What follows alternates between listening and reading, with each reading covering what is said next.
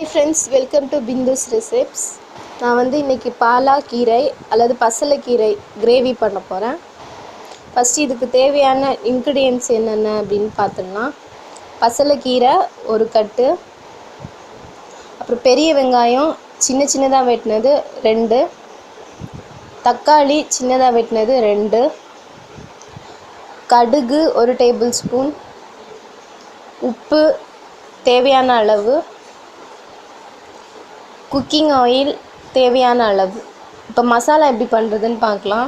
2 spoon சீரகம், மஞ்சள் துண்டு 3 அல்லது 4, தனியா 5 டேபிள் ஸ்பூன், காஞ்ச மிளகாய் 10, கடலைப்பருப்பு 1 டேபிள் ஸ்பூன், கடுகு 1 டேபிள் ஸ்பூன், வெந்தயம் 1 டேபிள் ஸ்பூன், மிளகு 1 டேபிள் ஸ்பூன். இது எல்லாத்தையும் நம்ம மிக்சியில் நல்லா பவுடராக அரைச்சிக்கலாம். இதுதாங்க மசாலா. இப்போ கிரேவி எப்படி பண்ணுறதுன்னு பார்க்கலாம்.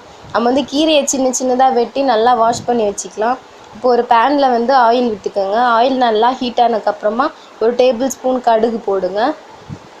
ஸோ இந்த கடுகு நல்லா பொரியட்டும்.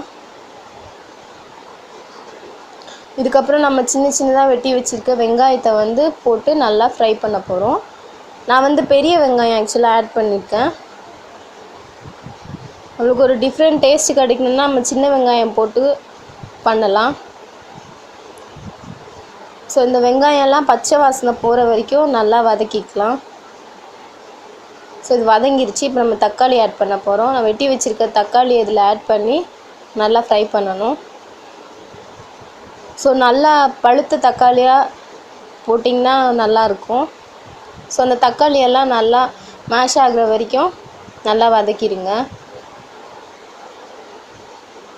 ஸோ ஆயில் கொஞ்சம் அதிகமாகவே விட்டுக்கோங்க, ஏன்னா நம்ம இது தண்ணியை ஊற்ற போகிறதில்ல. ஸோ இந்த தக்காளி வெங்காயம் நல்லா வதங்கட்டும்.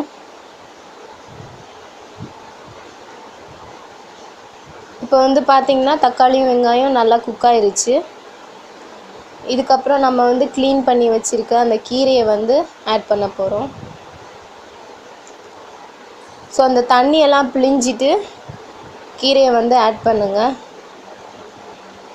ஸோ ரொம்ப சின்னதாக வெட்டிக்கங்க கீரையை, அப்போ தான் நல்லா சீக்கிரமாக குக் ஆகும்.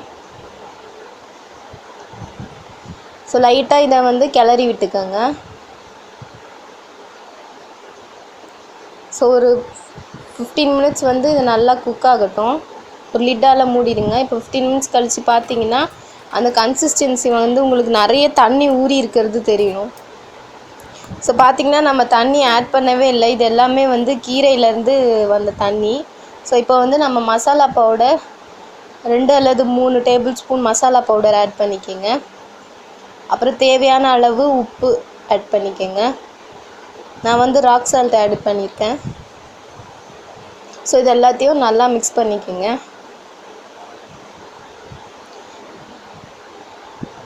ஸோ இதை நல்லா குக் பண்ணுங்கள். ஒரு 20 மினிட்ஸ் நீங்கள் லிட்டை க்ளோஸ் பண்ணி வச்சுட்டு குக் பண்ணுங்கள். ஸோ அதுக்கப்புறம் பார்த்தீங்கன்னா நடுவில் ஓப்பன் பண்ணி நீங்கள் கிளறி விட்டுக்கோங்க. பிகாஸ் அப்போ தான் அந்த மசாலா நல்லா ஒட்டும் கீரையில். ஸோ நல்லா கிளறி விட்டுட்டு திரும்ப க்ளோஸ் பண்ணிவிடுங்க. அந்த கிரேவி கட்டியாகிறது வரைக்கும் இந்த மாதிரி நல்லா குக் பண்ணுங்கள். ஸோ இப்போ பார்த்தீங்கன்னா தண்ணியெல்லாம் வற்றி அந்த கிரேவி நல்லா குக் ஆயிடுச்சு. ஸோ இதில் பார்த்தீங்கன்னா நான் மசாலா பவுடர் மட்டும்தான் ஆட் பண்ணியிருக்கேன், சில்லிஸ் எதுவுமே ஆட் பண்ணல. ஸோ உங்களுக்கு வேணும்னா நிறைய காரம் வேணும்னா நீங்கள் க்ரீன் சில்லிஸ் தாளித்து அப்புறமா ஊற்றிக்கலாம். நம்மளோட கிரேவி ரெடி ஆயிடுச்சு. Thanks friends. மறக்காமல் லைக் அண்ட் ஷேர் பண்ணுங்கள். உங்களோட கமெண்ட்ஸை எனக்கு ஷேர் பண்ணுங்கள். இந்த மாதிரி என்னோடய நிறைய வீடியோஸை நான் அப்லோட் பண்ணுறேன். உங்களுக்கு ரெகுலராக அப்டேட் ஆகணுன்னா இந்த பெல் ஐக்கானை கிளிக் பண்ணுங்கள்.